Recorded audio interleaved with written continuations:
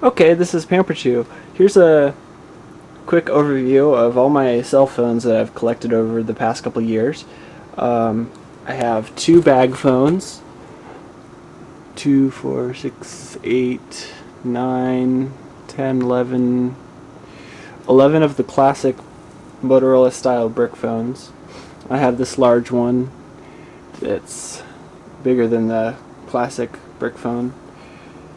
And then I have a bunch of these small late 90s style phones. Let's take a closer look at the brick phones here. So this one here I don't know the brand of it. It's GTI, I think. Anyway, I don't have a charger for it, so I've never turned this one on. Probably will turn on, most likely will not work because they shut off analog cell towers last year. Let's take a look at a classic gray Motorola style brick phone. It's a nice heavy phone. If I could get this activated, I would use it as a cell phone. I like these a lot more. The sound quality is good. A lot better than today's phones, I would say. This uses an LED screen. I'll show that turned on later. And the standard send and volume, power buttons that we're used to seeing. The clear, recall. This has a phone book in it, and you can do some things. I cannot text message with this phone. The battery comes off. There's a little latch on the bottom, and the battery slides right off. The battery is about 1/4 the full thickness. You can get the extended battery. I don't have any that were a little longer, making your phone a little bit bigger. These are 7.5 volt NiCad batteries. They don't use NiCads in cell phones anymore.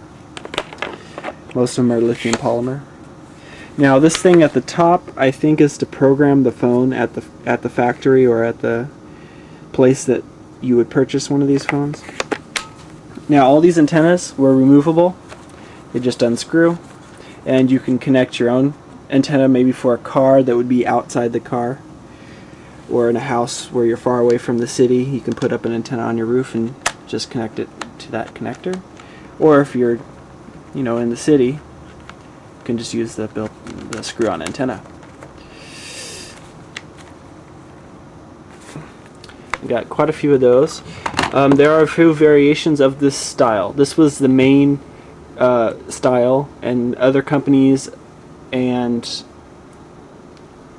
Motorola also made different styles, like this one.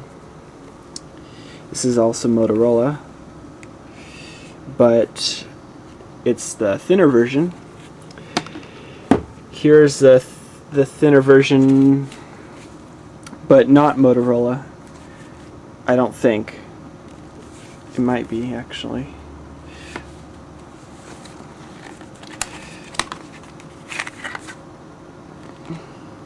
No, this is a Motorola phone, but it has a totally different style keypad. And those had black background, white text.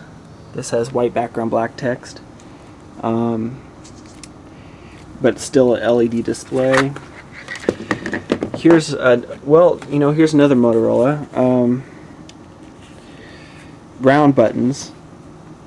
This one, I think, had text messaging. Menu. A little more modern, still a brick phone. And if you take a look closely, I think this is a plasma display. I will turn this on later so you can see it. If it is not a plasma display, please let me know in the comments. But I think it is a plasma display. Same thing with this flip phone. It's also the more modern style, with that different kind of display. Not a LED, not an LCD, it's something different. I can turn the brick phone on later.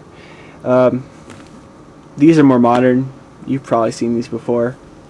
You probably had some of these. These are all just the standard old school brick phone.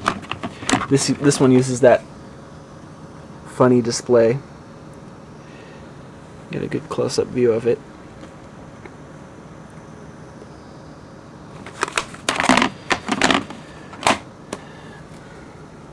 Alright, and here is another odd one.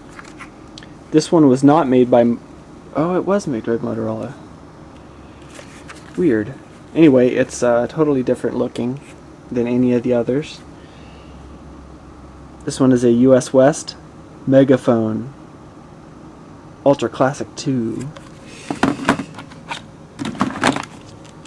This one's a US West Cellular Ultra Classic. We have a Cellular one by Motorola. America Series 930 by Motorola. Cellular one. Same thing, but in a white. This is the large, but in white. Oh, there's the phone number it had.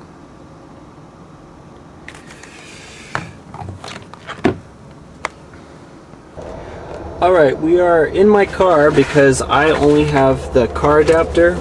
Otherwise, I would have to find some good batteries that could be charged. So I'm just going to plug this into the car.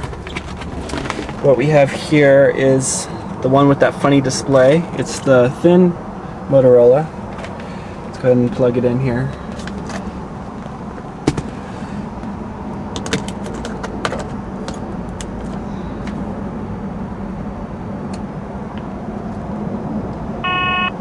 Ooh, this is a digital.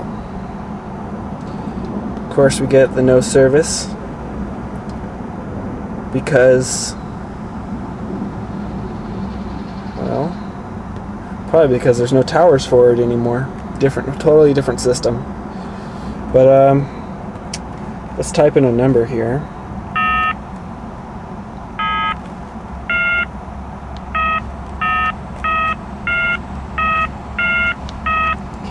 Fake number. So see how it does that glow there? Let's see what happens if I call.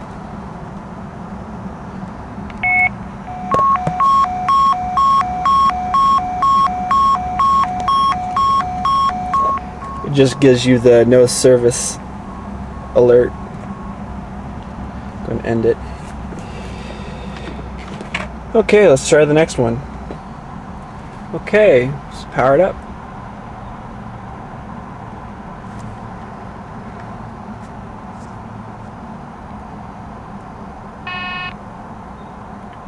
It's locked, and I don't have the code.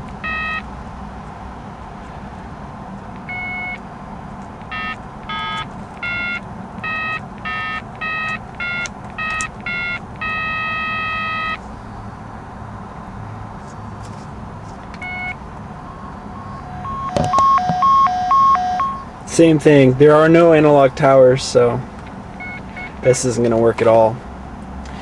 But there's the brick phone. Now let's go ahead and plug in this bag phone.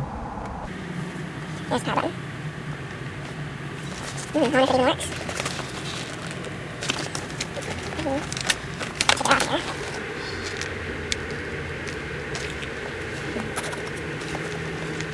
Yeah, guess it doesn't work. Okay, and one last thing before we go. I just wanted to show you the inside of a brick phone. Well, the first layer, it's all these crystals up inside the top there. And then on the second layer you have CPU, memory, program. There's a EEPROM right there. And then in this part you have your dial and your speaker, microphone, display.